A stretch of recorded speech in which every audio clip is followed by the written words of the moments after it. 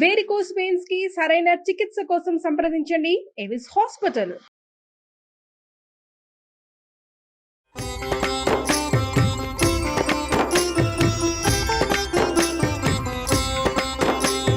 నమస్కారం. విష్ణు పురాణం 27వ భాగంలోకి వచ్చాం.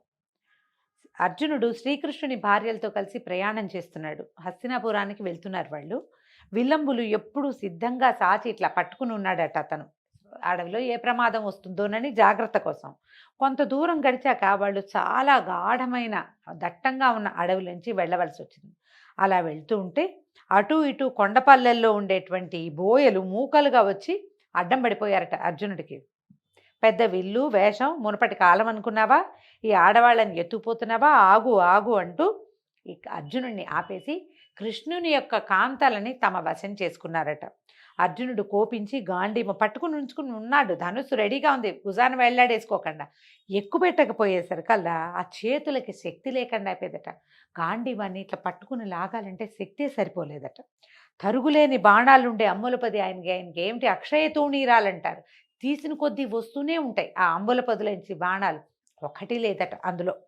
అస్త్ర మంత్రాలు ఏదైనా జ్ఞాపకం చేసుకుందంటూ ఎన్ని అస్త్రాలు ఉన్నాయి. ఎన్నో దివ్యాస్త్రాలు కలిగిన వాడు అర్జునుడు. ద్రోణుడే ఎన్నో అస్త్రాలు చెప్తే ఇంద్రుడు ఇచ్చినవి ఉన్నాయి, పరమేశ్వరుడు ఇచ్చిన పాశుపతం ఉంది. ఏది ఒక్క మంత్రం కూడా జ్ఞాపకం రాల. అనుకున్నాడు, దుఃఖంతో కుంగిపోయాడట. కృష్ణుడితోటే నా బతుకు గౌరవం అంతా పోయిందా, ఆయన వెళ్ళిపోయాడు, నాది కూడా అయిపోయిందా అని దుఃఖంతో కుంగిపోయాడు. ఆ బోయలు వచ్చిన వాళ్ళంతా ఈ ఆడవాళ్ళని ఎత్తుకుపోయారట. అర్జునుడు ఏమీ చేయలేకపోయాడు. విచారంగా అడవిలో నడుస్తుంటే వ్యాస భగవానుడు ఎదురుపడ్డాడట.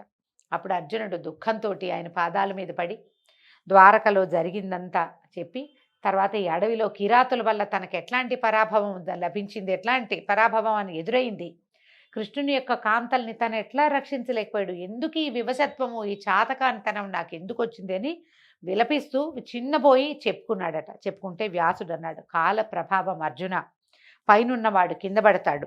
మధుకైటపులతో పోరి విష్ణువు కింద పడలేదా? సూర్యచంద్రాదులు ఒక్కొక్కనాడు రాహుకేతువులకి చిక్కరా? వృత్రాసునితోటి పోరలేక ఇంద్రుడు అమరావతిని విడిచిపెట్టిపోలేదా? భీష్మునితో కలహించి పరశురాముడంతటి వాడు చేయి మడుచుకోవాల్సి వచ్చింది. భీష్మ ద్రోణాది మహాయోధులు నీ బాణాలకి బలి అయిపోలేదా? వాళ్ళ శక్తియుక్తి లేని వాళ్ళని అనగలమా అర్జున? ఈ శరీరం ఏదో ఒక సమయంలో ఉసురు తప్పి కింద పడవలసిందే. అలాంటి శరీరానికి ఏదో జరిగిందని జరుగుతుందని విచారించద్దు. కృష్ణుని భార్యలకి కిరాతులతోటి పరాభవం లభించింది, దొరికింది, అట్లా జరిగింది, బాధపడదు. మునుపు వాళ్ళకి తగిన బ్రాహ్మణ శాపం యొక్క ఫలితం ఇది. అష్టావక్రుడనే బ్రాహ్మణుడు మేరుగిరి దగ్గరలో ఉండేవాడట. ఒక సరస్సులో ఉండి స్నానం చేస్తూ తపస్సు చేస్తుంటే రంభాదులు అప్సరసలు చాలామంది విలాసయాత్రగా అక్కడికి వచ్చి తమ ఆటపాటలతో అష్టావక్రుని దయకు పాత్రులై అమరపురికి వెళ్ళారట. కొందరు అక్కడే ఉండిపోయి ఏమడిగట, మేము విష్ణుదేవుని భార్యలయ్యేలాగా వరం ఇవ్వాల్సిందని వేడగా వాళ్ళకి వరం ఇచ్చాడట ఆయన. ద్వాపర యుగంలో యదువంశంలో ఆ దేవుడు అవతరిస్తాడు, ఆయన పేరు కృష్ణుడు, మీరు ఆయన భార్యలవుదురుగాక అని వరం ఇచ్చాడట. ఆ మర్నాడు ముని కొలంలో ఉండి స్నానం చేస్తుంటే ఆ చూసిన ఆ కాంతలు ఆయన యొక్క నీరసంగా సన్నగా ఉన్న శరీరం చూసి నవ్వుకున్నారట. ఈయన ఎంత సన్నగా ఉన్నాడు అని. అనేసరికల్లా ఆయనకు కోపం వచ్చి, మీరు కృష్ణుని పరోక్షాన అంటే భగవంతుడు మిమ్మల్ని వదిలేసిన తర్వాత మీరు బోయల చేతుల్లో చెరలో పడుదురుగాక అని శపించాడు. ఆ కాంతలు భయపడి మమ్మల్ని రక్షించు అని కాపాడేసరికి మానభంగం కాక ప్రాణత్యాగం చేసి అమరపురికి వెళ్దురు. కానీ బోయల చేతుల్లో పడిన కృష్ణుని యొక్క కాంతలు ఎవ్వరికీ మానభంగం కాదు, వాళ్ళు ప్రాణాలు వదిలేస్తారు. కానీ వాళ్ళకి ఇది జరగవలసి ఉంది. మరి అష్టావక్రుని శాపం ఊరికే ఎలా పోతుంది? ఆ ముని మాట ఇట్లా జరిగింది, వాళ్ళు ప్రాణాలు విడిచి వెళ్ళిపోయారు, నువ్వేం బాధపడద్దు, కలియుగం ప్రవేశించింది, ఇంకా మీరు ఈ నేల మీద ఉండకూడదు, తపస్సు చేసి పరలోకానికి వెళ్ళిపోవాలి. ఈ మాట ధర్మనందనుడికి కూడా చెప్పమని ఆ వ్యాస మహర్షి వెళ్ళిపోయాడట. అప్పుడు ఈయన ఏం చేశాడు, వజ్రుడితో కలిసి హస్తినాపురానికి వచ్చాడు. అప్పుడు ఈ జరిగిందంతా ఈ కృష్ణుని వృత్తాంతము, కృష్ణ పరమాత్మ ఎట్లా ప్రాణాలు విడిచిపెట్టి వెళ్ళిపోయాడు దుఃఖంతో అర్జునుడు చెప్పిన మాటలు అయితేనండి విష్ణు పురాణంలో ఎక్కువగా చెప్పట్లేదు, కానీ భారతంలోని మౌసల పర్వంలో అక్కడ కృష్ణుని యొక్క దుఃఖం ఎంత వివరంగా రాస్తారో. మన బంధువు, మన స్నేహితుడు, మన ఆప్తుడు, మన రక్షకుడు, మన ప్రభువు భగవంతుడైన కృష్ణుడు ఏ రకంగా తన శరీరాన్ని విడిచిపెట్టి వెళ్ళిపోయాడు అని నానా విధాలుగా విలపిస్తూ వాళ్ళ అన్నయ్యకి చెప్పుకుంటాడు. వ్యాసుడు తనకేం చెప్పాడో కూడా చెప్పాడట. వెంటనే ఈయన ఏం చేశాడు, ధర్మరాజు అభిమన్యుని కుమారుడైన పరీక్షితునకు కౌరవ రాజ్యానికి పట్టం కట్టి ద్రౌపది, భీమార్జున, నకుల సహదేవులతో కలిసి తపోవనానికి వెళ్ళాడు అని కృష్ణ చరిత్ర చెప్పగా విని పరమానంద భరితుడైన మైత్రేయుడు పరాశరుడితోటి ఇట్లా అన్నాడట, గురువర్య, నీ దయ వల్ల వాసుదేవునికి సంబంధించిన విషయమంతా విన్నాను, హరిభక్త కలవాడని అయ్యాను. భగవంతుని గురించి తెలుసుకోవటం వల్ల భక్తి పరులవుతాం ఎవరమైనా. ఇక కలియుగ ధర్మాలు, జగత్ప్రళయ లక్షణాలు వినిపించవలసిందని మనవి అని అడగగా పరాశరుడు ఇలా చెప్పాడు. కలియుగ ధర్మం గురించి చెప్తున్నారండి. ఇదే మనకి తెలిసింది. ఇందులో చాలా విషయాలు మనకి తెలుసు, మనం అనుభవించి ఉంటున్నాము, చూస్తున్నాము కూడా, రేపు ఇంకా చూడబోతాం. కలియుగంలో ధర్మం ఒక్క పాదంలోనే నడుస్తుంది కాబట్టి ధర్మానికి నీడ లేదు. కలియుగంలో వైదికాచారాలు, యజ్ఞాలు తప్ప దేవతార్చన, అగ్నిహోత్ర విధి, వివాహయోగ్యమైన దాంపత్య క్రియలు తొలగిపోతాయి. గురు శిష్య వర్తన అవమానకరంగా ఉంటుంది. విష్ణు భక్తి, వేదాంత విషయము, వర్ణాశ్రమ ధర్మాలు ఏహ్యంగా కనపడతాయి. అసహించుకుంటారనమాట జనం. కులహీనులకు కన్యకల్ని వధువులుగా అప్పగిస్తారు. అది ధనాసే ప్రధానంగా జరుగుతుంది. కన్యక స్వతంత్రించి స్వయంవర పద్ధతిని ఆ పని కూడా చేసుకోవచ్చు. ఎందుకంటే కలియుగంలోనే మనకి ఇంటర్ కాస్ట్ మ్యారేజెస్ అవి వచ్చేసినాయి చూడండి. మొదటి కాలంలో స్వయంవరాలు చేసేవాళ్ళు, క్రమంగా ఆశ్రయమైన వివాహాలు అవి వచ్చినాయి. మళ్ళీ ఏం చేశారు, ఈ కన్యాశుల్కం వచ్చింది. ఇప్పుడు వరవిక్రయం జరిగింది కొంతకాలం. ఇప్పుడు జరుగుతోంది కదా, మనం వరకట్నమేగా చేస్తున్నాం. క్రమంగా ఆడపిల్లలు స్వతంత్రించి కులాచారాలు తప్పి వేరే వివాహాలు వాళ్ళంతటి వాళ్లే చేసుకుంటారు. లేకపోతే తండ్రులు కూడా చేసేస్తారట పెళ్ళిళ్ళు. వర్ణ సాంకర్యం కలుగుతుంది. బలవంతుడే ప్రభువు, పేరుకి బ్రాహ్మణులే దీక్షితులు అయినప్పటికీ ఏ దేవతనైనా పూజించడానికి సిద్ధపడతారు. వాళ్ళు చెప్పిందే ప్రాయశ్చిత్త కాండ, వాళ్ళు పలికిందే శాస్త్రం, వాళ్ళ నిర్ణయమే నీతి. ధనం కలిగిన వాడే రాజు, కళ్ళలాడేవాడు, అబద్ధాలు చెప్పేవాడే నేర్పరి, పాప ప్రవర్తనులే భాగ్యవంతులు. కూటి కోసం కులసతులను విడిచి కులమర్యాద పాటించక మగవాళ్ళు కులం తక్కువ వారి కన్యలను పెళ్లాడతారు. ఈ తక్కువ ఎక్కువ అంటే ఆ రోజుల్లో ఉండే విధానాన్ని బట్టి చెప్పారండి. ఇప్పుడు మనం వాటి గురించి మాట్లాడలేం. ఒకటి ఎక్కువ కాదు, ఒకటి తక్కువ కాదు. 4 డబ్బులు వస్తాయంటే కొండంత ఆశతోటి అధమాధముండైనా ఆశ్రయించడానికి అన్ని జాతుల వాళ్ళు సిద్ధమవుతారు. కులానికి, గుణానికి కలియుగంలో మన్నన ఉండదు. స్త్రీలు పతిభక్తి లేని వారే తమ ఇచ్చ వచ్చినట్టు ప్రవర్తిస్తారు. పిల్లల్ని ఎక్కువగా కని పేదరికంతో బాధపడుతూ ధన సంపాదనకే చెడు మార్గాలను నడుస్తారు. తల్లిదండ్రులను, అత్తమామలను, అన్నదమ్ములను, చివరికి కన్నబిడ్డల్ని కూడా విడిచి స్వేచ్ఛాజీవన్లై 2 వంశాలకి అంటే పుట్టినింటికి మెట్టినింటికి కూడా మాయని మచ్చ కలిగిస్తారు. ఒకే మారు 2 చేతులతో తల గోక్కుంటారు. అంటే తల దొరదపడితే ఓ చేత్తోనే గోక్కోవాలి, 2 చేతులు నెత్తి మీద పెట్టకూడదు. మన వాళ్ళు గుర్తుందేమో మీకు చాలామందికి, దరిద్రం అని చెప్తారు. చిన్నపిల్లలు తలలో పేలు పడతాయి, బరుక్కుంటారు తల, 2 చేతులు నెత్తి మీద పెడతారు. అందుకని తల మీద 2 చేతులు చేర్చకూడదు అసలు. ఆ అబద్ధాల పుట్టలై పరుషవాక్కుల నోళ్లతోటి కలియుగాన ప్రవర్తిస్తారు. బ్రాహ్మణులు స్నానము, సంధ్యా జపము, వేదపాఠము విడిచి దురాచార పరులై కులజాతి ధర్మాలని ఒల్లక నీచంగా ప్రవర్తిస్తారు. పరిపాలకులు అన్యాయ ప్రవర్తన వల్ల వానలు కురవవు. ఆ విధంగా పంటలు కూడా తగ్గిపోతాయి. వైశ్యులు లాభం కోసం వర్తకం చేయటమే కానీ పరులకు తోడ్పడడానికి కాదు. ఇదివరకటి కాలంలో అలా ఉండేది కాదండి. ద్వాపరం దాకా వైశ్యుల వర్తకము ప్రజలకి సహకరించడం కోసం అన్నట్టుగానే ఉండేదట. కలియుగంలో అది కాదు, ఎవరి బిజినెస్ వాళ్ళదన్నమాట. మిగిలిన జాతుల వాళ్ళు పై జాతుల వారికి వేదశాస్త్ర ధర్మాలు బోధించే గురువులు అవుతారు. ధనకాంక్షతో జనులు అన్ని జాతుల వాళ్ళని ఆశ్రయిస్తారు. తల్లిదండ్రుల యందు భక్తి లేక కుమారులు అత్తవారి గుమ్మాలలో అల్లలాడుతూ ఉంటారు. వాళ్ళ అత్తవారి ప్రాపకం కోసం అత్తారిళ్లలో చేరతారు. కలియుగం చివర కాంత 5-6 ఏళ్లకే కొడుకుని కన్న తల్లి అవుతుంది. కలియుగం చివరిలో అంటే 5-6 ఏళ్లకే పిల్లలు పుట్టేస్తారట. మనం ఇప్పుడు చూస్తున్నాం 14-13 ఏళ్లకి పెద్దవాళ్ళు అవ్వాల్సిన ఆడపిల్లలు 7-8 ఏళ్లకే అయిపోతున్నారు. కొంతకాలానికి తల్లులు కూడా అవుతారని చెప్తున్నారు. 12 సంవత్సరాలకే ముసలిదయ్యి 20 ఏళ్ళు నిండగానే మరణిస్తుంది. అంటే లైఫ్ స్పాన్ తగ్గిపోతుందని చెప్తున్నారు అంతే. పురుషుడు కూడా 20 ఏళ్లకే పైలోకాలకు వెళ్ళిపోతాడు.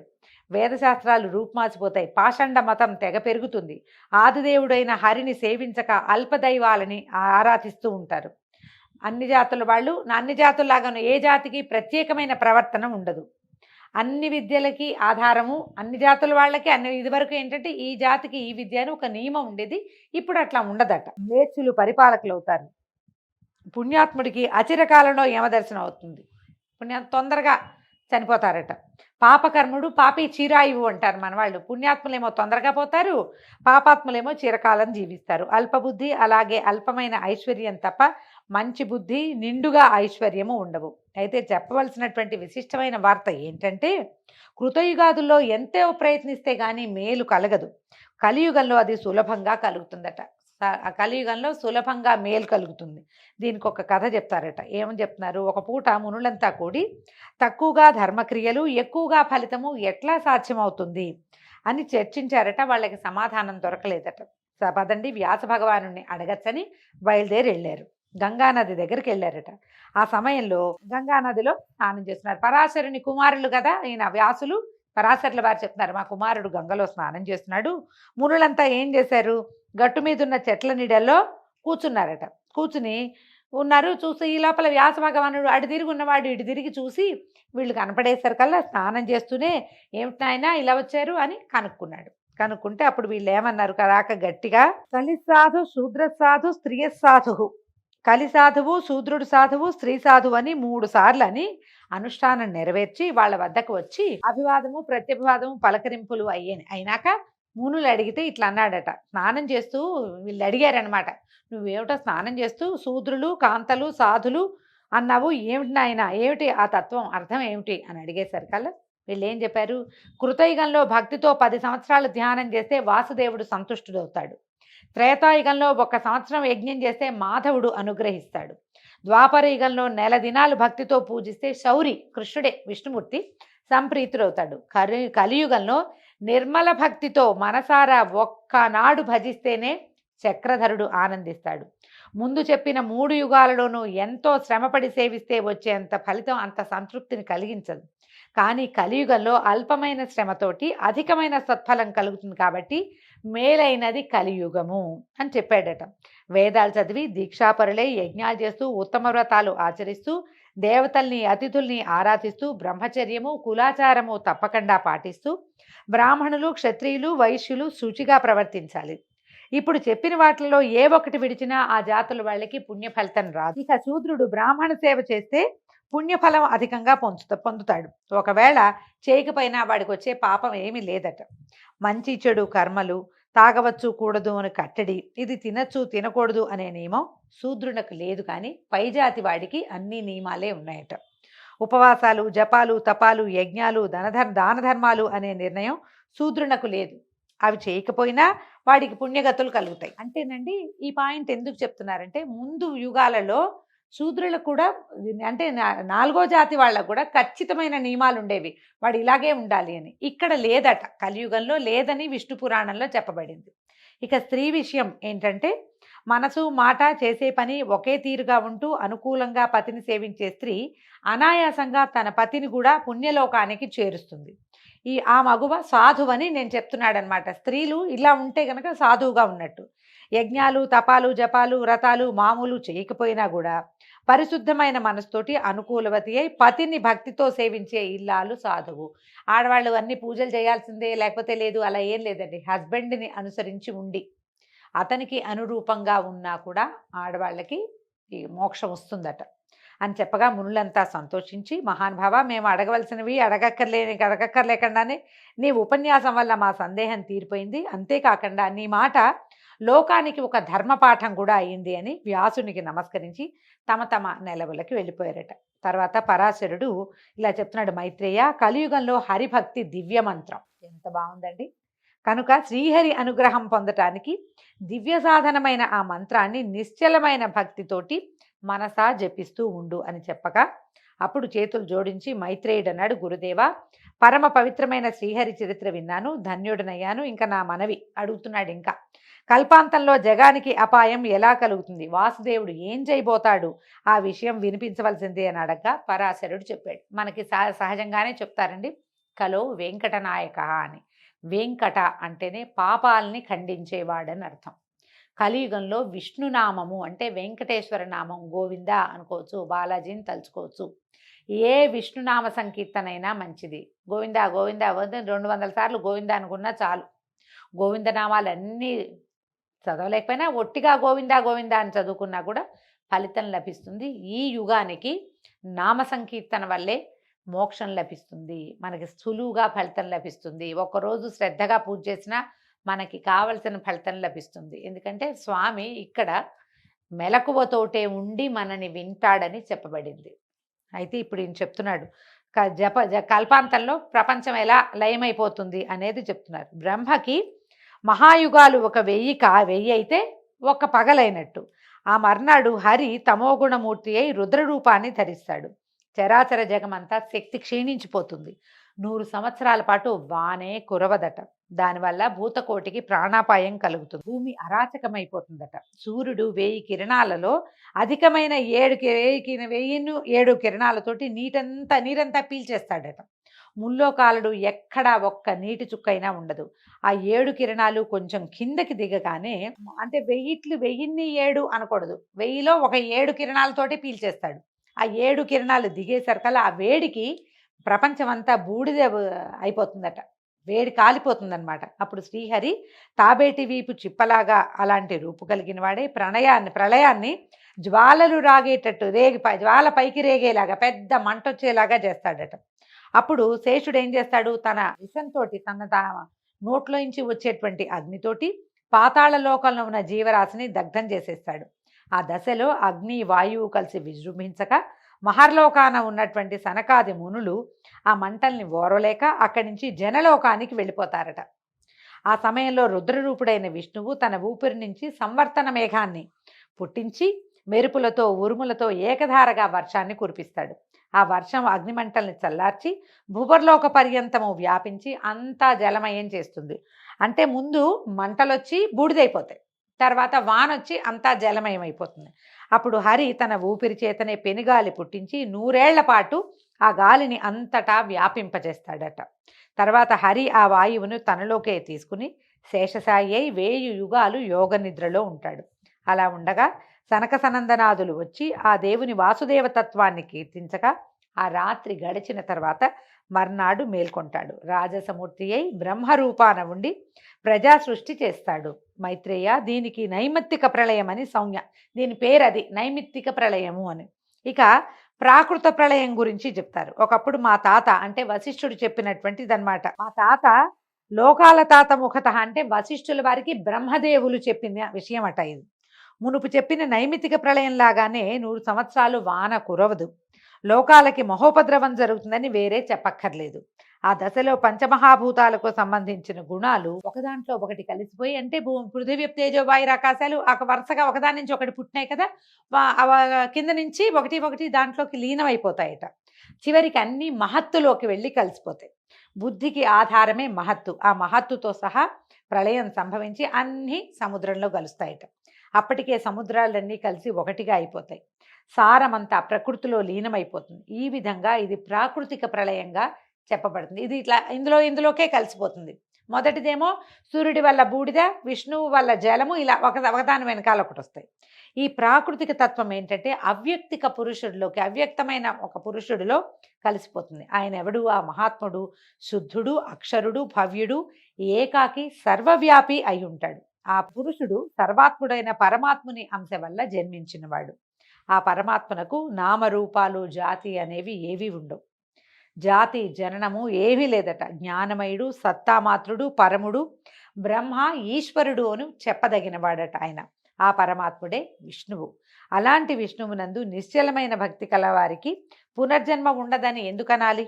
ఆ విష్ణువునకు లయము లేదు, సర్వవ్యాపిగా ఉంటాడు, సర్వ సంస్తుత్యుడు, అందరితోటి కొనియాడదగిన వాడనమాట.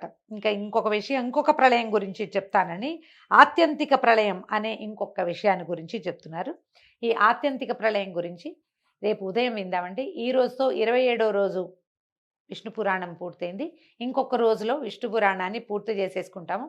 ఆ తర్వాత సంక్రాంతి పండగకి సంరంభం మొదలవుతుంది. తర్వాత గోదా కళ్యాణంతో మన ధనుర్మాసం కూడా పూర్తవుతుంది. అంతవరకు సెలవండి. రేపు పొద్దున కలుసుకుందాం. నమస్కారం.